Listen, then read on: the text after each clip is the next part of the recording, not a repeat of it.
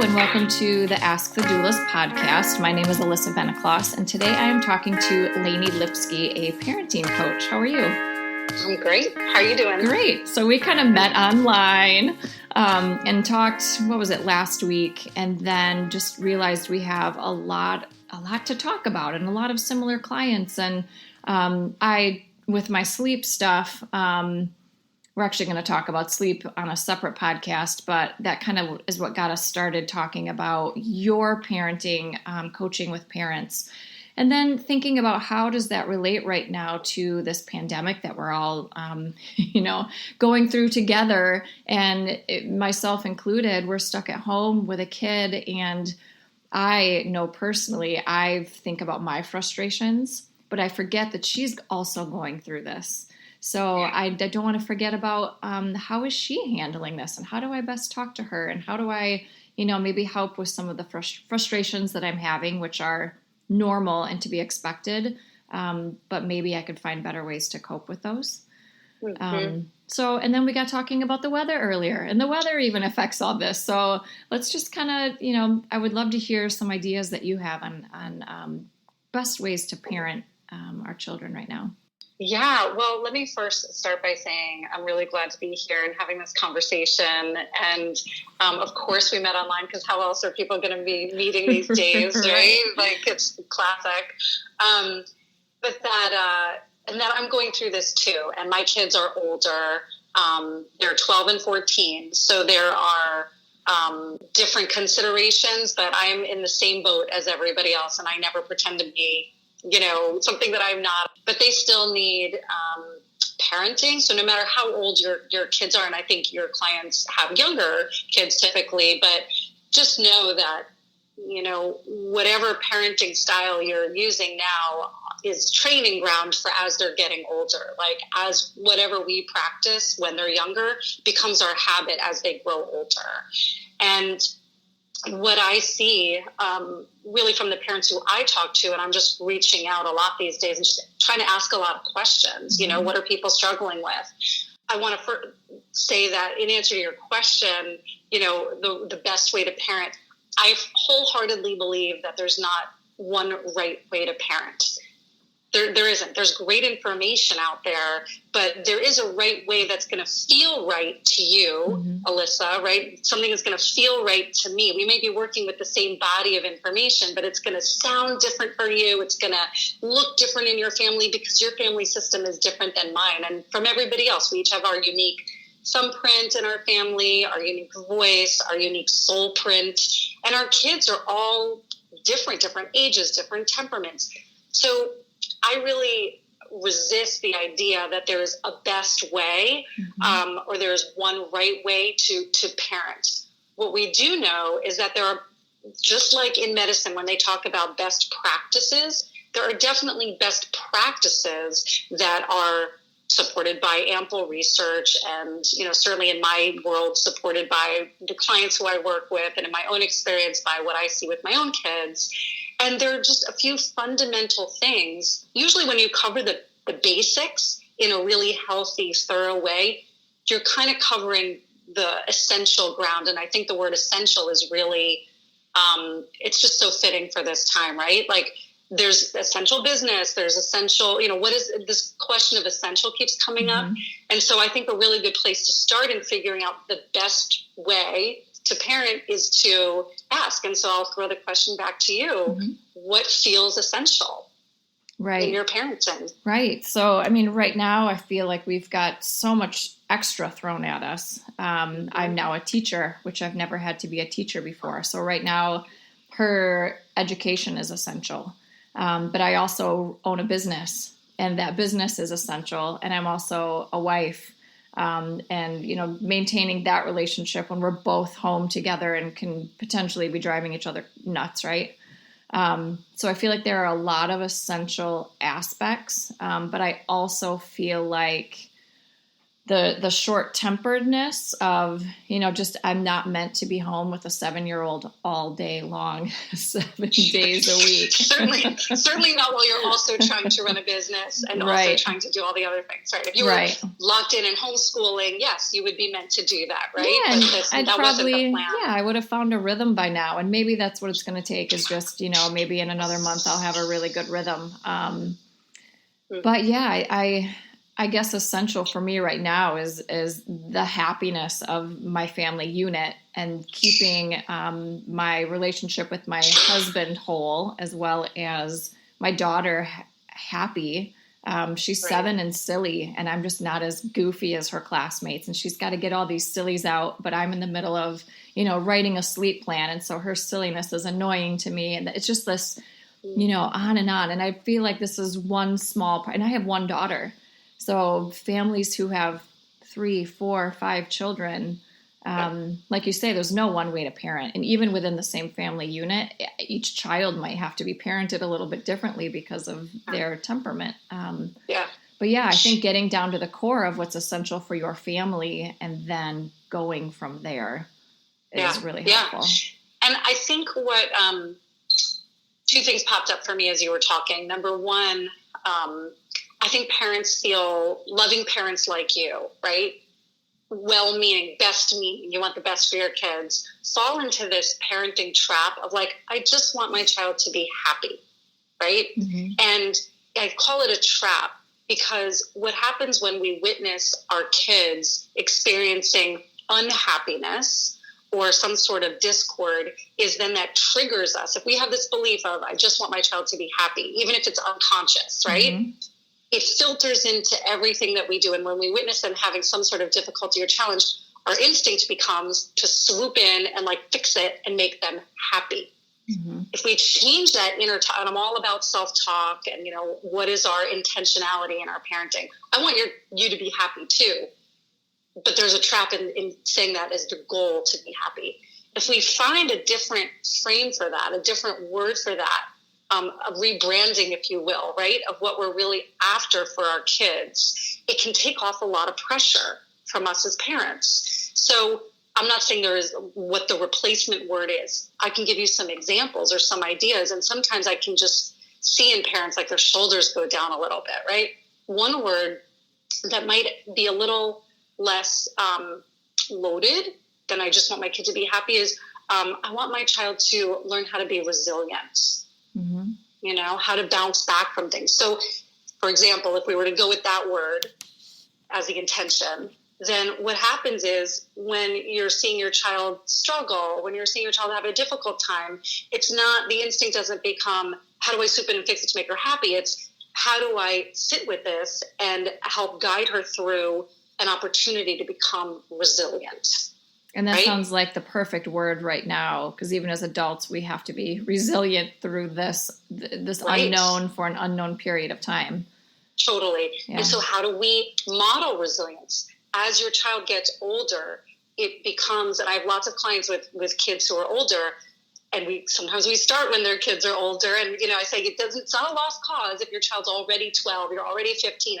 It's harder, but our brains are so plastic and our brains are resilient naturally that if we train in a different way, we will develop new habits. It's totally possible to teach old dogs new tricks when it comes to parenting. It is. So I'm a full believer in positive psychology in that way, and training, right? And mm-hmm. work. So when as your kids are getting older, it becomes more and more important for us as parents to be modeling for them what it looks like to be that thing that we want them to be. Because I guarantee you, by the time your child is 7, maybe even younger, if you were to ask her in any particular moment, what am I going to say to you right now? You've said that thing, mm-hmm. whether it's time for bed or it's time to brush your teeth or it's time to whatever, get your shoes on. I guarantee you she will know what you're going to say. She already does that to me. Absolutely. Right. She'll tell me before she asks a question, she already knows my response. So she'll preface it with my response. I know you're going to say no. Right. I know you're going to say maybe, right. But I'm going to ask, right? Yep. So good. That means you've been doing your job of being consistent and a consistent messenger, consistent salesperson of your values and where you stand. So she knows where you stand. That's awesome. then what becomes a slow but steady and sometimes really challenging journey for parents is to just start modeling these things and to start shifting the focus back to ourselves, which is very counterintuitive because we spent so long so enmeshed with them, right? Mm-hmm. Parenting is like the ultimate like enmeshed relationship, slowly untangling so that we find the boundaries between us and them so that they're actually seeing what we want them to be receiving. Does that make sense? Yeah, they can sense our anxiety and our nervousness and maybe our fears with what's going on right now. So I like that, take a step back and say, how am I going to react to this? Because I know she's watching or they're watching. They're learning how to react by watching us react. Right. And so another level to the answer of your question of how best to parent would be, how are you parenting yourself right now? What are the messages and all the things that go into it, right? What's your self-talk in how you're handling your own stress? What is your self-care? These are the pillars of what I teach, right? Self-talk and self-care, self-regulation, right? And then having the outer skills to be actually helping your child navigate some of these things. But if you're just saying the things and you're not doing the things that you know are going to be helpful, then it's going to fall flat and it will fall on deaf ears eventually. So an example, let's talk about your, that you can't be silly. You're trying to work, right? And she's trying to be silly and it's probably annoying to you, right? Because we're going to be honest. Right. And it gets frustrating because you're trying to get stuff done and you can't feed that need that she has to be silly, right? Well, what happens around that, right? It's all about awareness building. Like, do you start saying to yourself things like a lot of, I'm not trying to, coach you here necessarily. I'll be an example. It's fine. A lot of parents who will say things like, well, that starts a whole series of self-talk in my own head, which is like, I'm a bad mom, or I can't do this, or I wasn't cut out for this, or, things have to be different now when they actually can't be different. And it just sort of drives that negative thinking further and further into feeling solid, and it stops us from feeling fluid, right?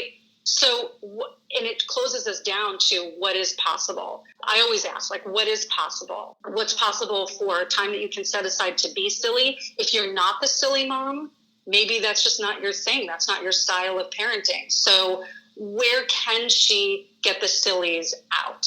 Is it, could she, then that's a new conversation, right? How do we address that need without putting the burden on ourselves and having to figure it out for them? Oh, I see she's got a need to be silly. So can she perform something? Could she put on silly clothes? The possibilities there are kind of endless, but what I'm trying to do, and I feel like my particular skill with parents is to change the upfront question so that then we can open up different doors of possibility, right? It's not like, how do I get her to be entertained? It's like, how do I figure out how to meet that need or get that need met for her? And I might not be the best person. I don't know, maybe sometimes it's the partner. Sometimes it's crafting, or sometimes it's a different outlet, but it doesn't have to be you. And that's one option. Another option is, could it be you? Could you be open to that possibility of being like, I don't know, I'm not naturally the silly mom, but I'm being called to this in this moment. Could I, put some boundaries around work and explain to her, once I finish this, or maybe try to be silly first. Maybe her silliness, her call, her invitation to be silly will actually help your work. What about that? What if you, this is how I'm just I get playful with this stuff, right? I'm like, what if you were like, I'm going to really commit to being silly here. And I know it's for us intellects, it's okay, I have to decide how I'm going to be silly. I'm going to make a plan for being silly. But I have to schedule it in my day. Silliness. Schedule it in my day. I need to put on the silly makeup. I got to find it. Okay, so you do that thing. You get silly. You have a frame around it. So 20 minutes. I've got 20 minutes. Let's be super silly. And you just, with reckless abandon, get silly. And you hold a boundary at the end of it. And there's an end to it. Maybe you film it. Maybe she watches it on the replay. There are lots of options there. And then I'd be curious, this is a genuine curiosity, I'd be curious how your work was then informed by that. Yeah, it's a great idea. what lightness would be brought to it? What more fun would you be bringing to your work, and how would that manifest itself in the outcome of your work itself? How much more fun would you have working if you just had like a half-hour playtime beforehand? And that's all it takes. 20 to 30 minutes is a lifetime to kids. They don't know if 20 minutes is any different than 2 hours. I mean, granted, she'd love to hold my attention for 2 hours. But yeah, 20 minutes. Hold me hostage? Yeah. I hear that a lot. Close to it. Well, better for her to hold your attention or hold you hostage in a positive way than having her hold you hostage in a negative way. Yeah. Because unfortunately, that's what ends up happening with a lot of parents is they don't dive in fully with both feet for the 20 minutes. And then instead, what they get for the rest of the day is their child or their kids clamoring for their attention in negative ways. And kids are I worked with kids for years before I started working with parents. I know this one for sure, that if kids don't get it in a positive way, they're going to seek it in any way they can. And at the end of the day, they don't care how they get your full attention.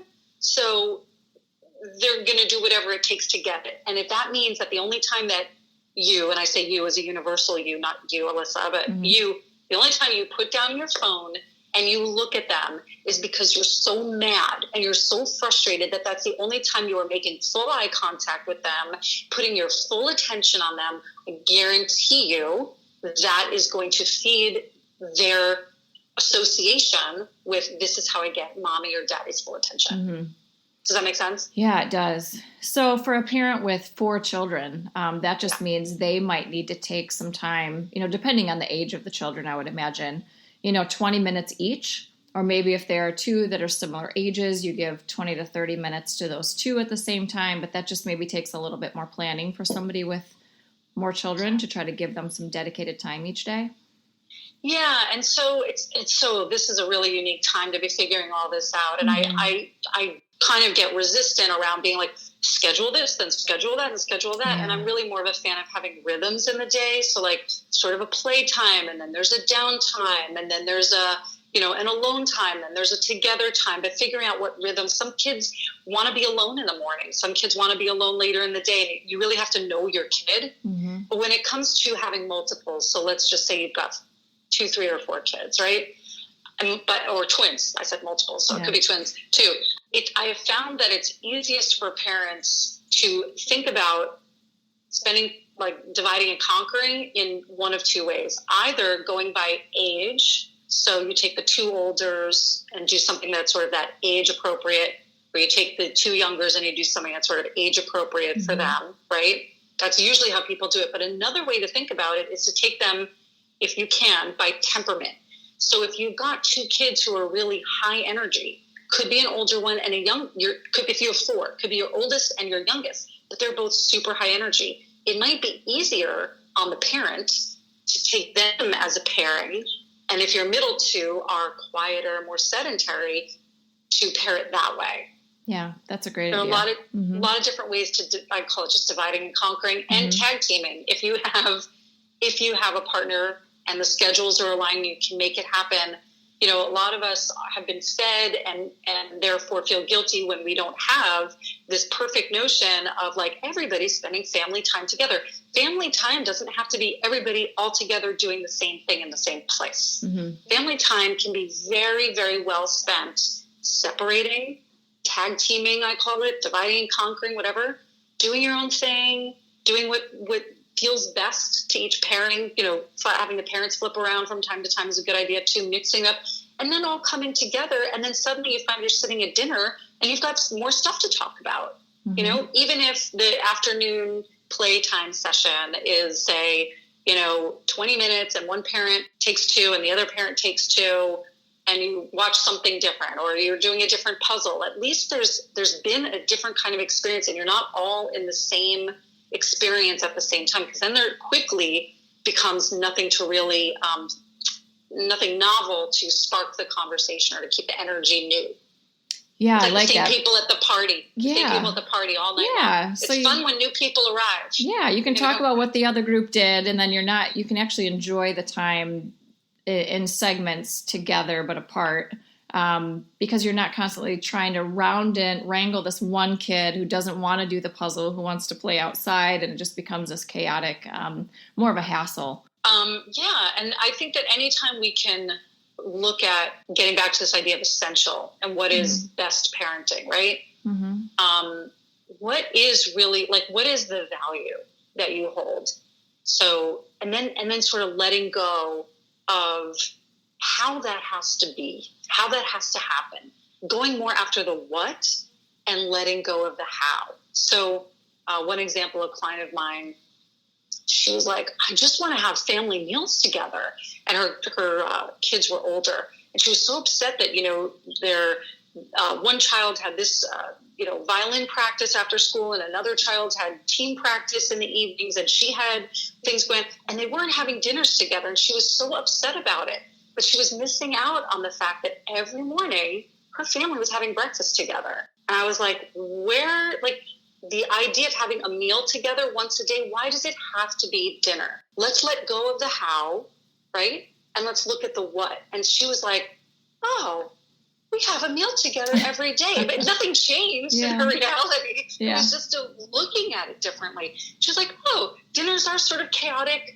She started calling it the dinner dance. And she was like, we're doing that. And it just, everything lightened up around it. And before that, she was just feeling so heavy about it. And sometimes all it takes is like a reframe and a perspective shift about what's going on.